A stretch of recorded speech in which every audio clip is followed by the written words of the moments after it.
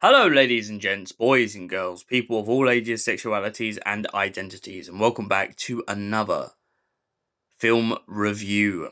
And today's film review is some more DC Universe with Justice League's Crisis on Infinite Earths. Part 1. So, Crisis on Infinite Earths is a really interesting cartoon. Essentially, there was this massive event that takes place, and it topples the DC universe completely. Imagine Avengers Endgame / Avengers Infinity War level stuff. Now, I mainly remember Crisis on Infinite Earths because it was a massive crossover event that was brought into the Flash, Legends of Tomorrow, Supergirl, and the Green Arrow verse sort of situation.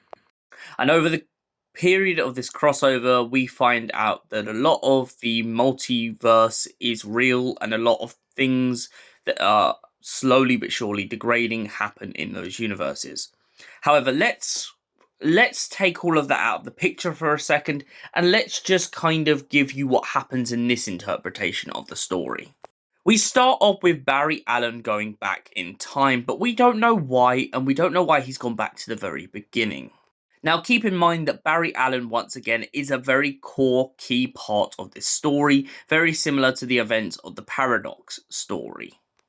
In the Crisis on Infinite Earths storyline, we find Barry going back in time and jumping back and forth between his own timeline. It's unclear why this keeps happening, but it's quite clear that it is torturing the hell out of Barry Allen.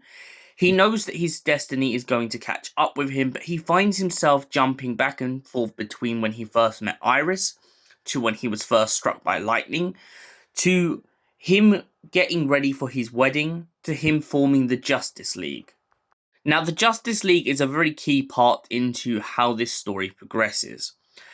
Barry finds himself in a situation in which he manages to unite an early version of the Justice League. However, during the events of this, he also finds himself stuck on a parallel Earth where the Justice League aren't the Justice League. They are a kind of nation of society. They are a criminal organization who have taken over the planet using their superpowers for bad.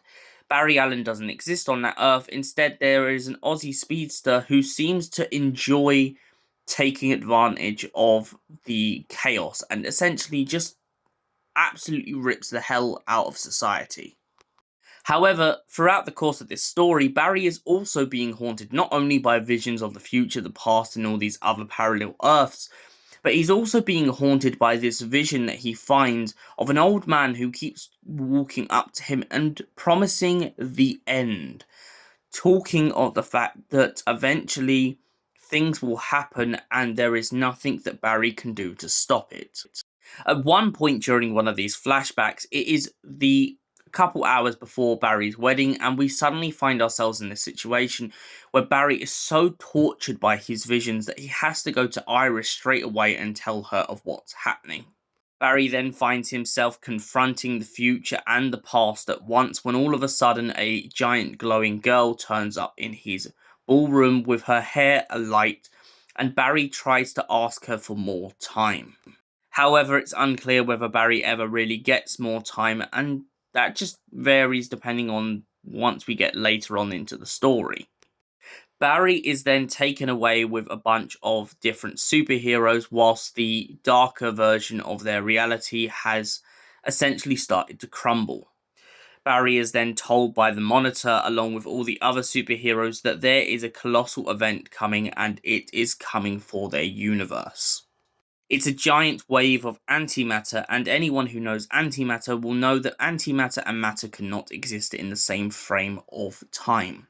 This antimatter is eating away at his universe and is slowly but surely destroying the multiverse in itself. Barry has to come up with, alongside a bunch of other superheroes, some way of fighting against this antimatter wave. They come up with a solution after realizing that Barry can essentially shift between the molecules, of coming up with a giant vibrating tower that should hopefully allow them to phase through the giant wave. Now, this doesn't succeed at first, and a lot of the towers aren't built in time. However, an older version of Barry, who manages to save Iris and essentially go back in time with Iris and live a little bit longer to essentially build the tower and watch as Iris dies, manages to essentially break the Speed Force once again and save a bunch of people by shifting the molecules. However, what he doesn't realize is by shifting the molecules, he's also shifted time. This is due to the constant unlinear problems with the Speed Force. You could go forward or backward in time, but the Speed Force will always catch up with you and there will always be consequences. All the superheroes begin to jaunt on about the fact that they have succeeded in their plan, but what they don't realize, and what Barry realizes much sooner than them, is the fact that they have actually failed at the same time. They may have survived the wave, but that doesn't mean the wave of history is keeping up with them. Barry finds himself in a situation where he begins to go back in time as an elderly man one last time to say goodbye to a lot of people and also witness the events that led up to where they are now.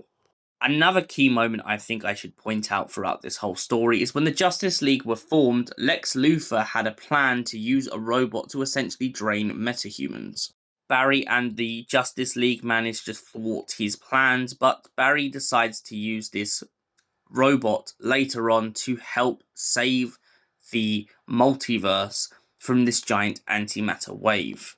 However, at the end of the story, we find out that this robot is killed in the process, and Barry isn't just left heartbroken from the fact that Iris is gone, but heartbroken from the fact that he's also lost his new best friend. At the end of this episode/film, we find ourselves in a situation at which Kara begins to watch as all the superheroes turn to dust. She's not quite sure why this is happening, but the monitor is nowhere to be found, and Brainy 5 begins to flash before her very eyes. His last words to Kara Zor-El is that he loved her. So, Justice League, Crisis on Infinite Earths, Part 1. What would I give this? It's a strong opening. I definitely feel like there are a couple of moments that are a little bit lag behind and make it hard and complicated to understand. But I definitely feel like once we get to the multiverse kind of crashing down on our heads, the whole concept itself becomes very clear to see, and to see why it's becoming such a threat to our heroes. We not only find ourselves pitted against the future and the mystery behind who the Monitor is, but we're pitted against chance to see whether our heroes will ever make it out of this alive. And for that reason, I give this a solid 10 out of 10. Thank you for watching, and we'll see you in the next film review. Until then, goodbye, stay beautiful, you beautiful people.